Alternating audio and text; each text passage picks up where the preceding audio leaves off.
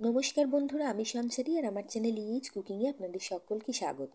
আজকে নিয়ে এসেছি বেগুন বড়ি দিয়ে সম্পূর্ণ নিরামিষ পালং শাকের রেসিপি। বানানো খুব সহজ আর খেতে খুব ভালো লাগে গরম ভাতের সাথে।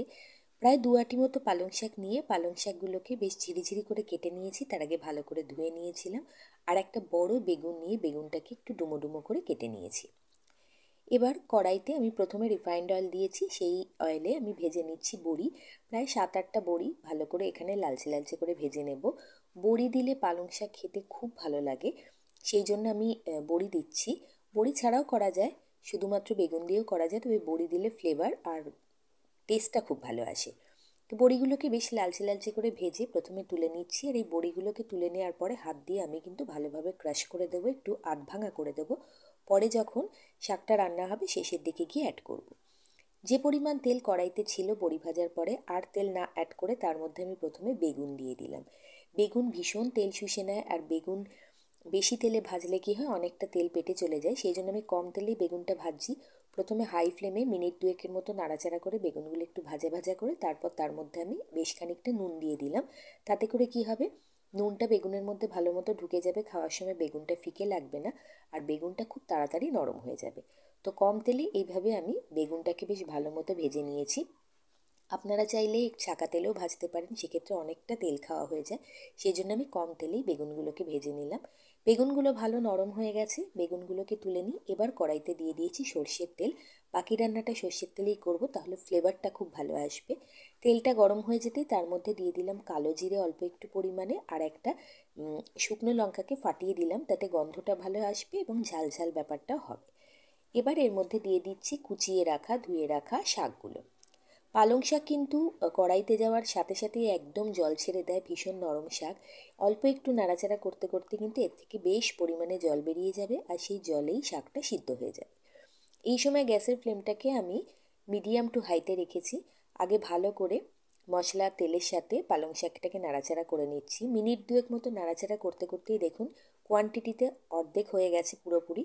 এবার এর মধ্যে দিয়ে দেব 1 চামচ মতো নুন। নুন দিলে এর ভেতরে যেটুকু জল আছে শাকের মধ্যে পুরোটা বেরিয়ে যাবে, সেই জলেই কিন্তু শাকটা সিদ্ধ হয়ে যাবে। সাথে দিয়ে দিলাম 1 চামচ মতো হলুদ।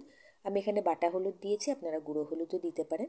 এবার ভালো করে শাকের সাথে নুন আর হলুদটাকে মিশিয়ে নিচ্ছি, নিয়ে শাকটাকে রান্না হতে দেব মিডিয়াম ফ্লেমে।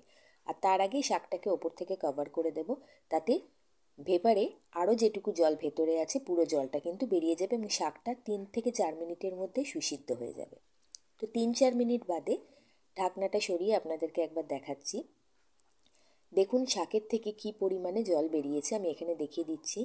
দেখুন কতটা জল শাক থেকে বেরিয়ে গেছে, এবং এই জলেই শাকটা সিদ্ধ হয়ে যাবে। আর শাক এখন অলরেডি নরম হয়ে গেছে। এবার গ্যাসের ফ্লেমটাকে হাই করে দিয়ে জলটাকে শুকিয়ে নিতে হবে। আর জলটা যখন অল্প অল্প শুকিয়ে আসবে তখন ভেজে রাখা বেগুনগুলো দিতে হবে। বেগুন আগে দেওয়া যাবে না, কারণ বেগুন সুসিদ্ধ, একদম নরম, এবং বেগুন যদি শাকের বেশি জল থাকা অবস্থায় দেওয়া হয় তাহলে কিন্তু একদম ঘেটে যাবে, খাওয়ার সময় বেগুনের আর কোনো অস্তিত্ব থাকবে না। সেই জন্য জলটা এখন শুকিয়ে গেছে। এবার বেগুনগুলো এর মধ্যে অ্যাড করে দেব। বেগুনগুলো অ্যাড করে দেওয়ার পর আবার একটু ভালো করে নাড়াচাড়া করে নেব, নিয়ে এর মধ্যে দিয়ে দেব অল্প একটু চিনি। কারণ নুন আমি আগে বেগুন ভাজার সময় দিয়েছি, নুন শাকের মধ্যেও দিয়েছি, সেই জন্য প্রথমে নুন দিচ্ছি না, লাগলে পরে প্রয়োজন মনে করলে নুন দেব। সামান্য একটু চিনি দিয়ে দিলাম, তাহলে টেস্টটা খুব ভালোভাবে ব্যালেন্স হবে। আমি বলবো চিনিটা অবশ্যই একটু দেবেন, শাক রান্নায় একটু চিনি দিলে খেতে ভালো লাগে। কটা চেরা কাঁচা লঙ্কা দিয়ে দিলাম, দিয়ে ভালোভাবে সব কিছুকে আগে মিশিয়ে নিচ্ছি। মিশিয়ে নেওয়ার পরে কিন্তু এবারে এর মধ্যে অ্যাড করে দিতে হবে বড়ি। বড়িটা শেষ পর্যায়ে এসে দিতে হবে, তাতে করে বড়ির যে খচখচে যে ব্যাপারটা সেটা খাওয়ার সময় মুখে লাগলে ভালো লাগবে। আর এখনও কিন্তু শাকের মধ্যে হালকা হালকা জলভাব আছে, আর সেই জলটা কিন্তু বড়ি শুষে নেবে, ফলত বড়িটা একটু নরমও হয়ে আসবে, কিন্তু এর ক্রাঞ্চটাও থাকবে। বড়ি দেওয়ার পরে আরও ভালোভাবে মিশিয়ে নিলাম। আর মধ্যে আমি একবার টেস্ট করে দেখে নিয়েছি যে নুন একদম ঠিক আছে, নুন মিষ্টি কিছুই দেওয়ার প্রয়োজন নেই।